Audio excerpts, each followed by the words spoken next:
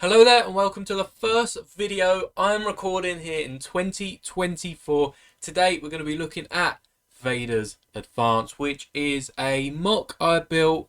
It's not a complete custom. The body of the ship is completely different to the TIE Bomber, but it does actually use the same wings from the official Lego set. So we're taking a closer look at this. Also, what you can build with the other pieces, as there's only one cockpit here, there's not the twin engines, so you do get a load of pieces spare, and I'll be showing that all in this video and taking a closer look at why you should purchase the instructions for this model. Thank you to everyone that's already supported it and already bought it, as this model is definitely one of my most popular so far. So here we have the model of Vader's TIE Advanced, which is a really cool ship anyway, but this Lego model just makes it look all that much better. Of course, we don't have the preferred top to the TIE cockpits like we get in all the other sort of TIE fighters, TIE Reapers, but this second engine printed dome is really cool and doesn't make for a half bad top to Vader's Advance. Of course,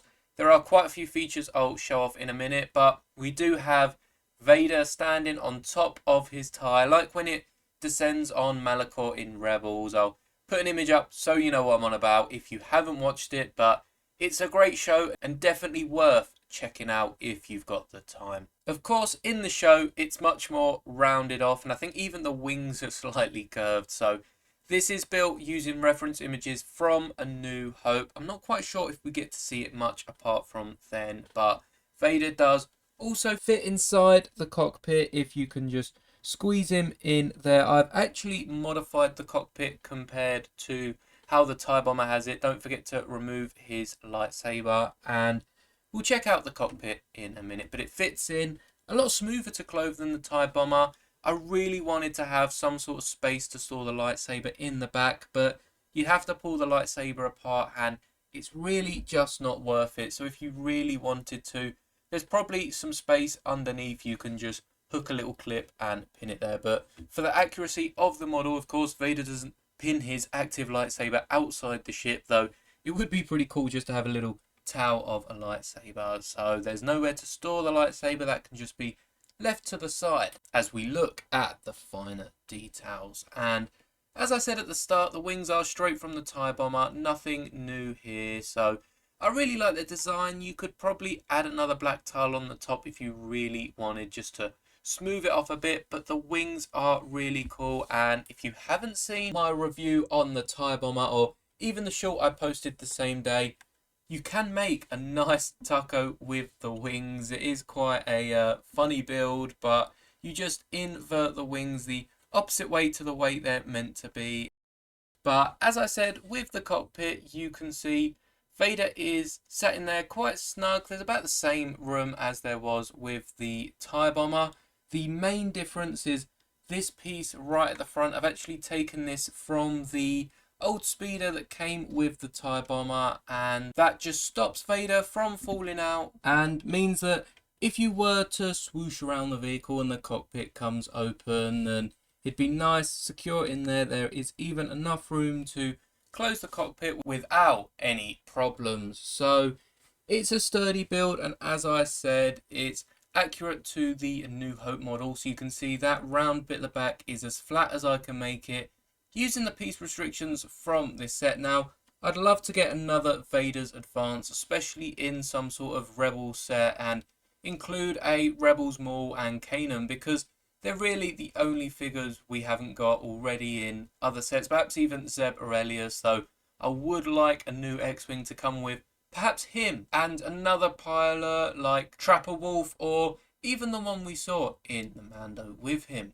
But if I remove the wings, we can get a closer look at this torso, I guess, of the ship. Be careful not to break it, as that is the main part I have customized. So we'll put the wings to the side for now, and as you can see, it's a nice sleek model. The actual attachment for the wings is somewhat kept the same as the Bomber, as in I'm using these 3 Technic pins. That's about the only thing that actually is the same, as I've copied across this slope but changed up where all the slopes were. Added this 1x4 slope, and of course we've got these 2x4 sort of squaring off this round plate at the back. And then we also have a few non-grey tiles here, well, dark grey and a dark tan one, which is what this is covering. And it was really important to add just something here. And of course we've got the blasters, which he takes down the other X-Wings with, and even tries attacking Luke from behind. Now, as for the cockpit itself, you can't actually see through it with other tiles. This is a translucent black or brown piece, and you can see through this piece, but underneath it there is a round black brick, and I think they could have made it a round black plate, but I quite like this because you can't see through the cockpits of tyres. Usually they are sort of tinted, and whilst Lego bricks are, I guess, tinted to some point, they're translucent rather than transparent. I just like this because you can't see into the cockpit, and when you open it up you can see who's inside. It's just another realistic detail that hopefully they add to a few other sets going forward. It would be very hard for them to include this on like their old TIE Fighter model, but I like this style of cockpit with the dome around it, and it's pretty much minifigure scale on the TIE Bomber anyway. This is 100% minifigure scale to the stud accurate Vader's Advance, but I wonder how the cockpit squares up to the likes of the regular TIE Fighter. Now, with the TIE Bomber set and the TIE Advanced in the TIE Advanced versus Fang Fighter set, I don't see us getting another TIE model this year. In fact, I wouldn't be surprised if next year they give us a completely different TIE model, and probably even just give us a regular TIE Fighter back, as that has retired at the end of last year. But this is a really cool model if you did want to go out, find the TIE on sale. I've seen it for up to half price, which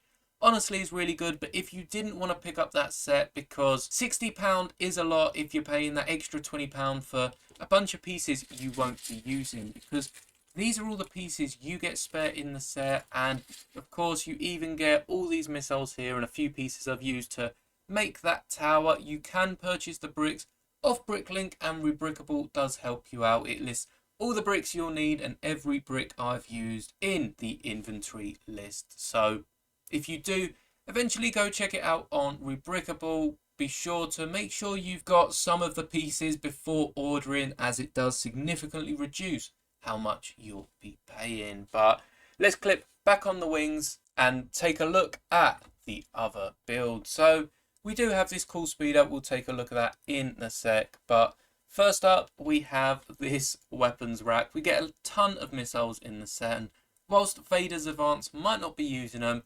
chances are you'll probably be buying another TIE Bomber to keep anyway. It's a great model, and you'll need somewhere to store all the extra weapons, so I've built this weapons rack. The instructions aren't with the Rebrickable model. This is something I've built just while waiting for things to upload, so it's pretty simple enough. You can see I've used a 2x2 slope there with this handle piece on top.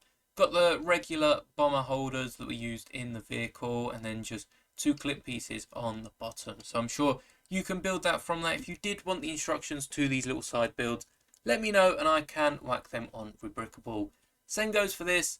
It's a bunch of brackets stacked on this bottom one here, and then all I've done is add some of the bigger slopes to the side. We get so many in this set, and tile out the front with, I think I've used some tan plates just in between there, but then just put some slopes on top. Perhaps it's some sort of ladder or tower that can be climbed. The 2 rounded sort of slopey bricks at the bottom to hide that bottom paneling, and it just looks like a cool accessory that you could stand in some sort of hangar. And of course, the Gonk Droid has not been harmed. I mentioned this on Rebrickable. I did not harm the Gonk Droid.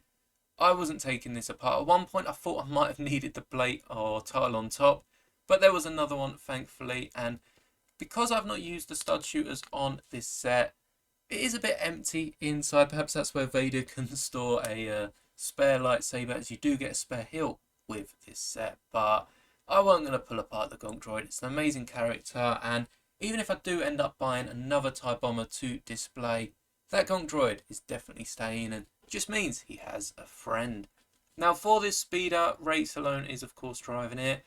Because we've got the weapons rack, we don't need to store the missiles on here, so what I've done is turned it to some sort of troop transport. She's an admiral, so it's likely that she'll have her own sort of TIE squadron with her. So the TIE Pilot can sit on the side, and actually you can store 3 more TIE Pilots I have here from the 3 other TIEs that I've collected. So it's quite nice that I've got the right amount to fit. And Admiral Ray Salome, probably taking them to the hangar, getting them ready to launch. And it's a bit like Squadrons as in the game. I'm pretty sure you're part of a crew of like 4 of you, which of course is fitting as there are 4 seats here. And perhaps that's more of a Battlefront thing, but it's good to have a team of 4. And as you can see, Ray is ready with a TIE Squadron. So that is really everything with my custom model. Of course, this is on Rubricable. I will leave a link top of the description. And thank you for all the support on Rubricable. Last year, though, I was only making models for a few months. You definitely seem to like a fair few, especially the Central Perk Cav, which was actually my most popular model. But stay tuned because 2024 has a bunch of new sets, and I'm going to try and get some Rubricable models out before the sets are sort of past their best before, and definitely got some new ideas for the new battle pack. So stay tuned for that video. Hopefully my Lego order will arrive soon and I can review it and get a few MOCs out this month. But thank you for all the support. Thank you so much for watching. Drop a like if you did like the video. Subscribe for more awesome Lego content as we venture into 2024. And may the bricks be with you always. Meow.